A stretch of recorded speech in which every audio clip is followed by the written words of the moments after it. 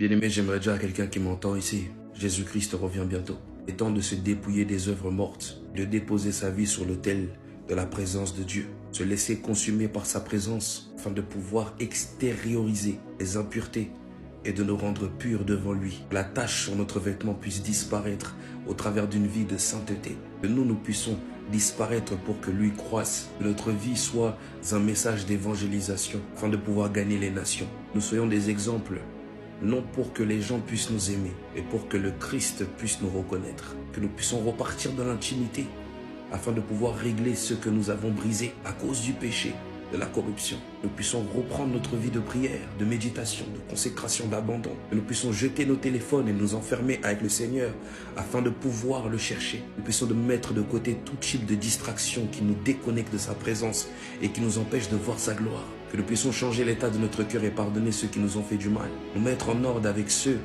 à qui on a causé du tort. S'humilier face à ces personnes et reconnaître ce qu'on leur a fait. Et chercher la paix même si certains ne vont pas coopérer. Fermons-nous dans nos chambres afin de seulement nous focaliser sur le Seigneur. Que son cœur soit beaucoup plus important que le fait de vouloir désirer sa main. Parce que sa main ne nous emmènera pas au ciel, mais son cœur nous emmènera au ciel. Nous puissions désirer toucher le cœur du Père plutôt que de vouloir seulement gagner les âmes. De faire passer le service avant l'intimité sans prendre conscience que le service ne nous qualifie pas, que c'est le fait d'avoir notre nom inscrit dans le livre qui nous donne accès au ciel. On peut avoir des récompenses, mais sans le salut, ce n'est pas une récompense, mais une malédiction. Il est possible qu'on ne soit pas connu du Père, malgré tout ce que nous faisons, parce que Dieu ne nous qualifie pas par rapport à ce que nous faisons, mais par rapport à la qualité de notre cœur.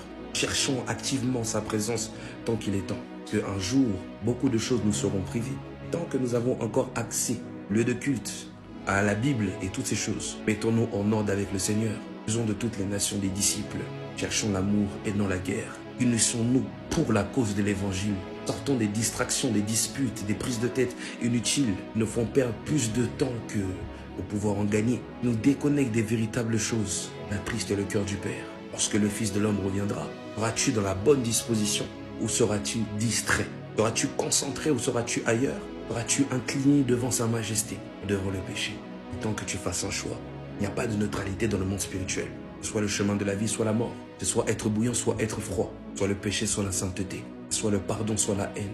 Dieu seul revient la vengeance et la rétribution. Nous cherchons activement à nous aimer les uns les autres. On dit toujours que la dernière parole qu'une personne donne avant sa mort est la plus importante. Avant que Jésus-Christ parte, il a dit « Aimez-vous les uns et les autres ». Nous devons chercher l'amour, l'unité, la paix, la tranquillité.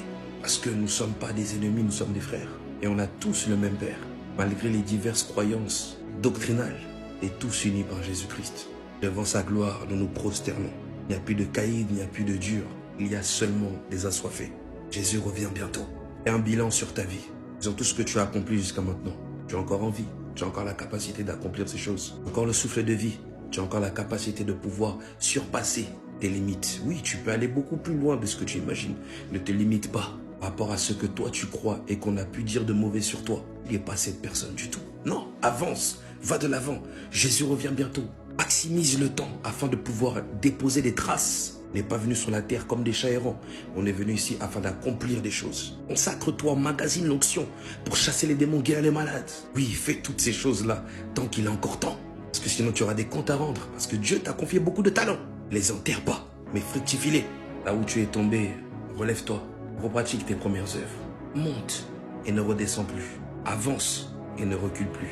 Et écoute, Jésus revient bientôt. Alors prépare-toi. Plus le temps là.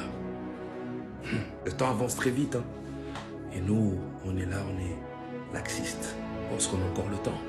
On pense que... Ah non, non. Le temps avance. Nous sommes dans les temps de la fin. Et les cœurs vont s'endurcir. Il y aura des trahisons, la méchanceté, la colère, la haine gratuite. Frère, gardons en tête que Jésus revient bientôt. On n'a plus le temps de perdre le temps pour des bêtises.